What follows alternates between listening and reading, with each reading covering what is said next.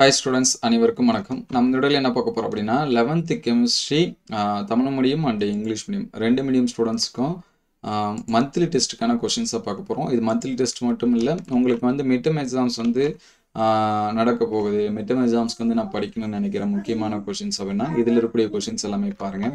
So first நம்ம Tamil medium பார்ப்போம், continue English medium பார்ப்போம். அதுக்கு முன்னாடி நீங்கள் நம்ம சேனலை சப்ஸ்கிரைப் பண்ணாமல் சப்ஸ்கிரைப் பண்ணுறேங்க. மறக்காமல் இந்த வீடியோக்கு ஒரு லைக் பண்ணிடுங்க. இதோட பிடிஎஃப் நம்ம வாட்ஸ்அப் குரூப்பில் வந்து ஷேர் பண்ணுவோம்.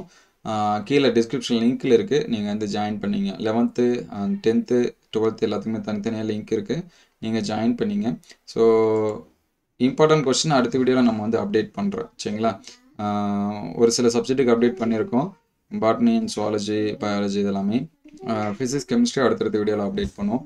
இந்த ஜிப்சத்தோட யூசஸ்ஸு, கால்சியம் கார்பனேட்டோட வெப்பத்தின் விளைவு, கார உலோகங்களை விட காரமின் உலகம் கடினமானது ஏன், இந்த ஐசோட்டானிக் கரைசல், ரவுல்ட் விதி இதெல்லாமே ரொம்ப ரொம்ப முக்கியம். அதேமாதிரி பிஹெச்சி எவ்வாறு தயாரிக்கிறது, அதேமாதிரி அசிட்டிலேருந்து பென்சின் எப்படி வருது, பென்சிலேருந்து சைக்ளோ ஹெக்சேன் எப்படி வருது அதை பார்த்துங்க.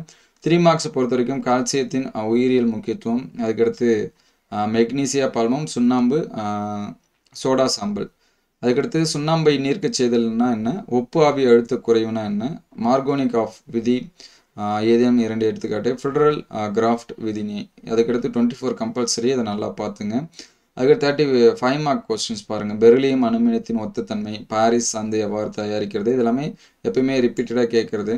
அதேமாதிரி பின்வருவர்களுக்கான சமன்பாடு கேட்டிருக்காங்க, லித்தியம், ருபிடியம், இது எல்லாமே, சரிங்களா? அதுக்கடுத்து கொதிநிலை ஏற்றத்திலிருந்து கரைபொருள் மோலார் நிறை கணக்கிடும் சமன்பாடு, பிரிகை வீதம் மற்றும் இணைதல் வீதம் அப்படின்னா என்ன, ஹைப்போட்டானிக்கு ஹைப்பர்டானிக் கரைசல்னா என்ன அப்படின்னு கேட்டிருக்காங்க.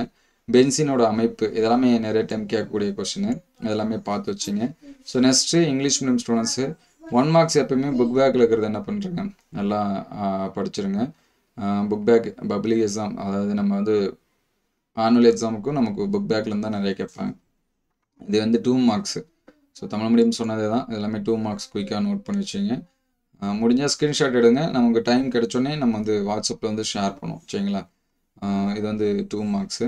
இந்த ரவுல்ட்லாம் isotonic solution already Tamil medium சொன்னதே தான். 3 மார்க்ஸ் எல்லாமே பாருங்கள். இதுக்கு முன்னாடி நடந்த இயர் கொஷின்ஸ் எல்லாமே அப்டேட் பண்ணியிருக்கோம், நம்ம ஷார்ட்ஸ் வீடியோலையுமே அப்டேட் பண்ணோம். ஸோ அதெல்லாமே பார்த்து நோட் பண்ணி வச்சுங்க. இது வந்து 5 marks, similarity between beryllium and aluminium, அதுக்கடுத்து ஹீட்டிங், கால்சியம், ஆக்சிஜன் இதெல்லாமே போட்டுங்க, படிச்சிங்க. சாரி, ஸோ இந்த கொஸ்டின்ஸ் எல்லாமே நோட் பண்ணி வச்சுங்க. இது எல்லாமே எந்தளவுக்கு ஹெல்ப்ஃபுல்லாக இருக்குது அப்படின்னு சொல்லிட்டு கமெண்ட் பண்ணுங்கள்.